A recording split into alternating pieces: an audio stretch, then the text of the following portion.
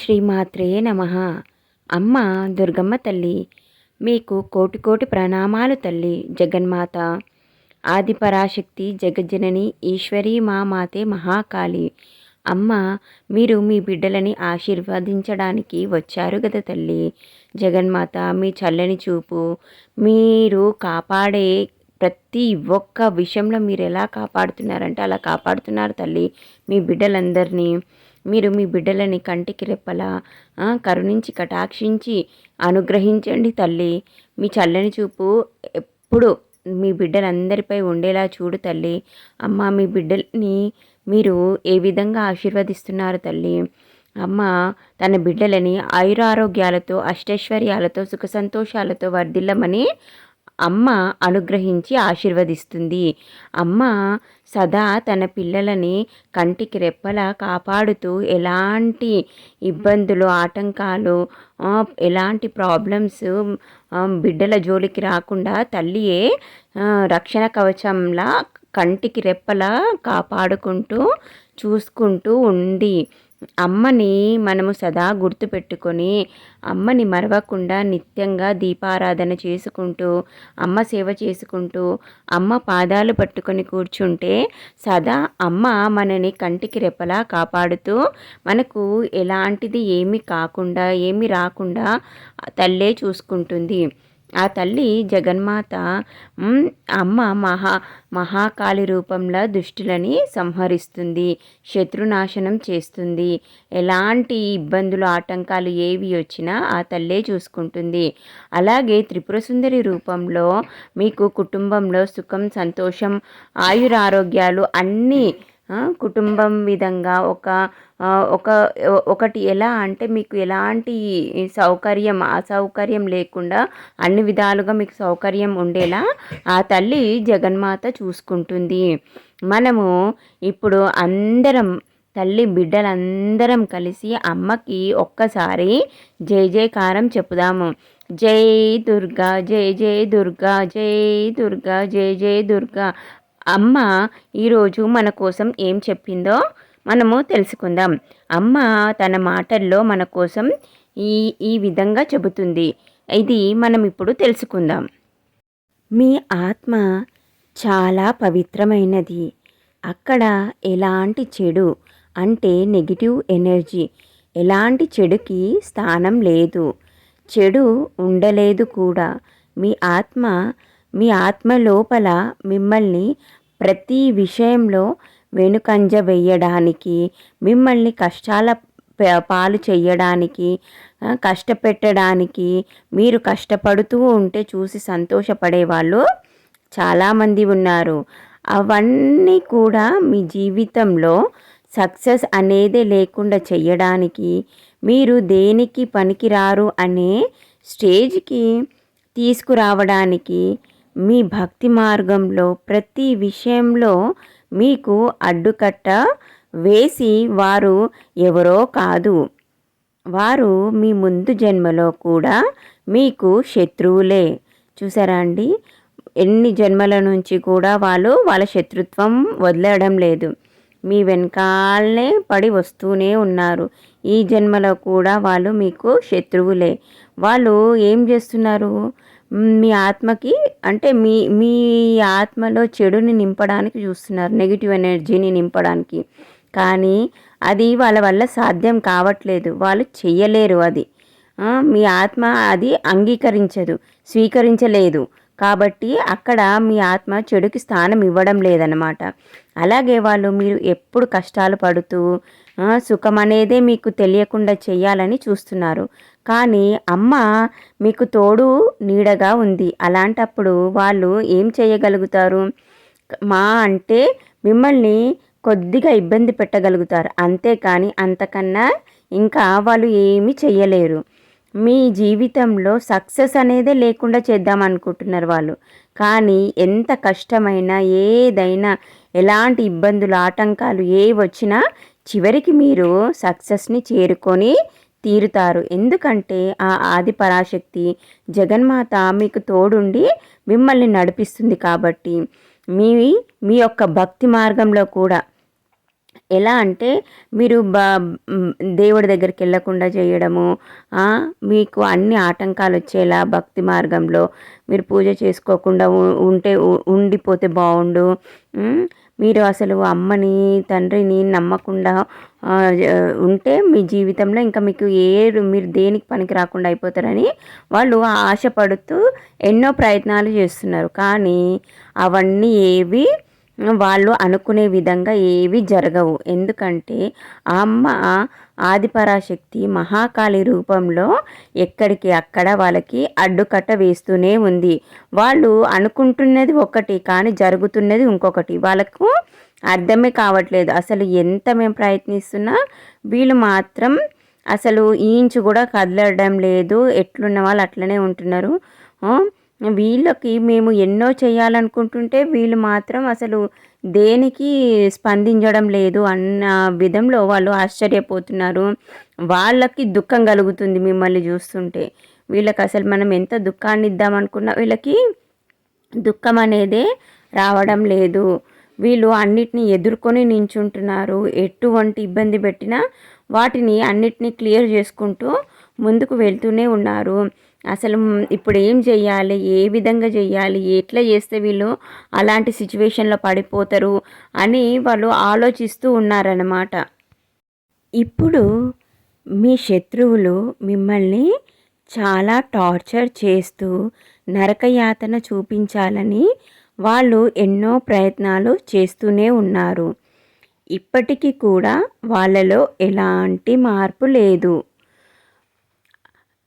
అనేది రావడం లేదు. మార్పు అనేదే రావడమే లేదు అసలు వాళ్ళ లోపల. కానీ అమ్మ వాళ్ళని స్వయంగా శిక్షించబోతుంది. అమ్మ వారికి ఎలాంటి శిక్షను విధిస్తుందంటే అది ఎవరు ఊహించలేరు. వాళ్ళు స్వయంగా చూసి వాళ్ళపై తన ఉగ్రరూపాన్ని చూపిస్తుంది అమ్మ.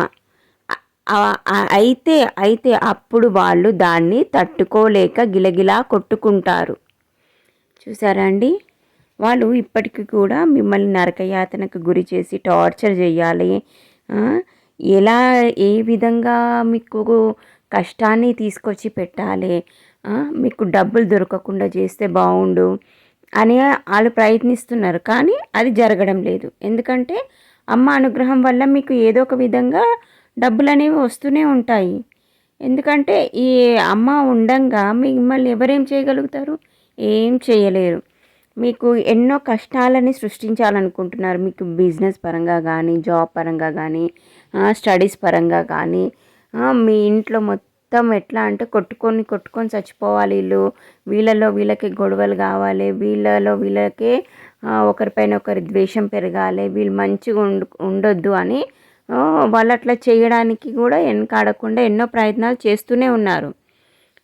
ఆయన వాళ్ళు ఎట్లా అంటే ఇంకా ఎంత దిగజారిపోతున్నారంటే రోజు రోజుకి వాళ్ళకి ఎంత చెప్పినా బుద్ధే వస్తలేదన్నమాట. అమ్మ ఇక వీళ్ళకి ఇట్లా కాదు, ఇక నేను చూసుకుంటా వీళ్ళని, వీళ్ళు ఎట్లా అంటే నేను విధించే శిక్షకి వీళ్ళు తట్టుకోలేక గిలగిల కొట్టుకోవాలి అనే స్టేజ్లోకి అమ్మ తీసుకొస్తుందన్నమాట వాళ్ళని. అప్పుడైనా వాళ్ళకి మళ్ళీ బుద్ధి వస్తుందో అట్లనే ఉంటారో ఏమవుతారో ఇక మనము వేచి చూడాల్సిందే. ఎందుకంటే అమ్మ ఎలాంటి శిక్ష వేస్తుంది, ఏం చేస్తుంది, వాళ్ళకి ఏ టైప్లో చెప్పి చూస్తుంది అనేది మనకు తెలియదు కదా. అమ్మ విధించే శిక్షలు ఎలా ఉంటాయో ఎవరు ఊహించలేరు. ఎందుకంటే జగన్మాత ఎవరికి ఎలాంటి శిక్ష విధించాలో అలాంటి శిక్షనే విధిస్తుంది. వాళ్ళు చేసుకున్న కర్మఫలం, వాళ్ళు చేసుకున్న పాప పుణ్యాల వల్లనే వాళ్ళ జీవితం అనేది ఉంటుంది. వాళ్ళు ఎలాంటి శిక్షకి అరుగులో చూసి తల్లి వాళ్ళకి అలాంటి శిక్షలని విధిస్తుంది.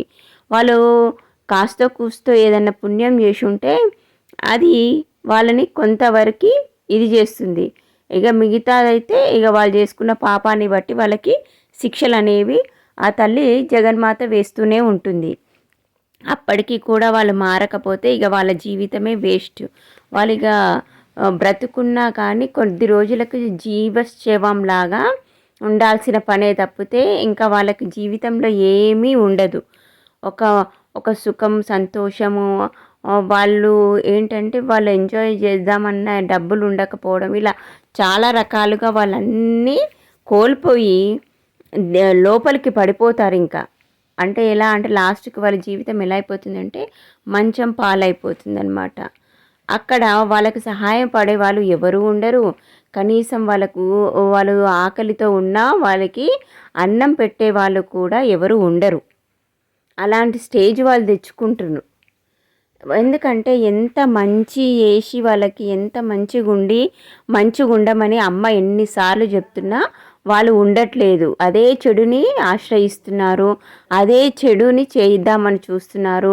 నలుగురిని ఎలా ఏడ్పించాలి, నలుగురి జీవితం ఎలా నాశనం చేయాలి అని చూస్తూనే ఉన్నారు తప్పితే వాళ్ళలో మాత్రం ఎలాంటి మార్పు మాత్రం రావడం లేదు.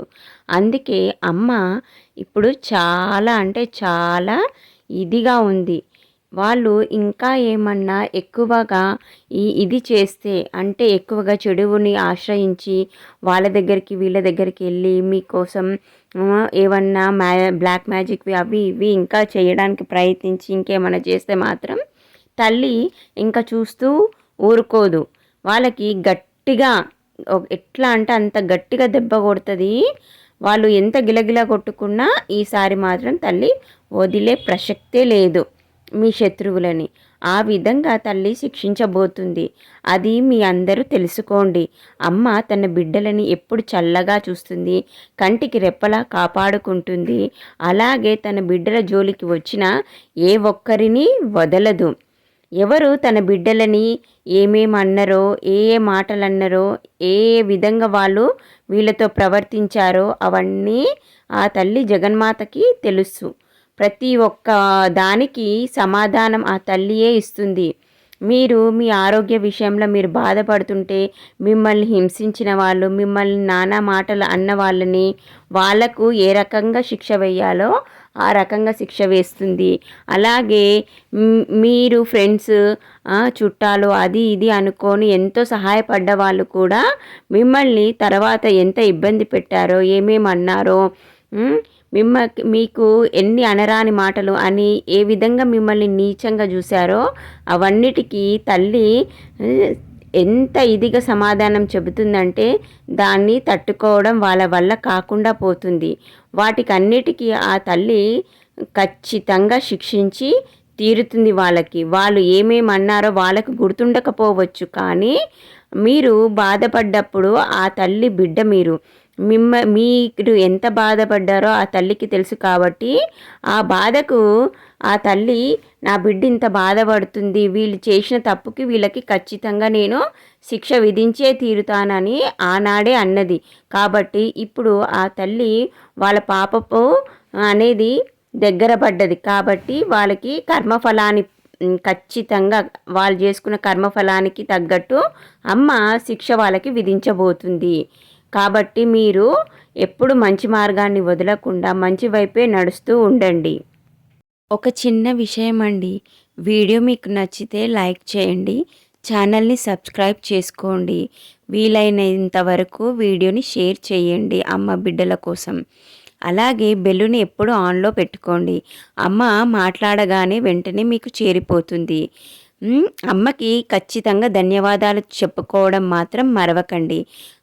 ఎందుకంటే అలా చెప్పడం వల్ల అమ్మ యొక్క ఆశీర్వాదం, అనుగ్రహం ఎల్లప్పుడూ మీ అందరిపై ఉంటుంది. కాబట్టి కమెంటులో జై దుర్గా అని రాయండి.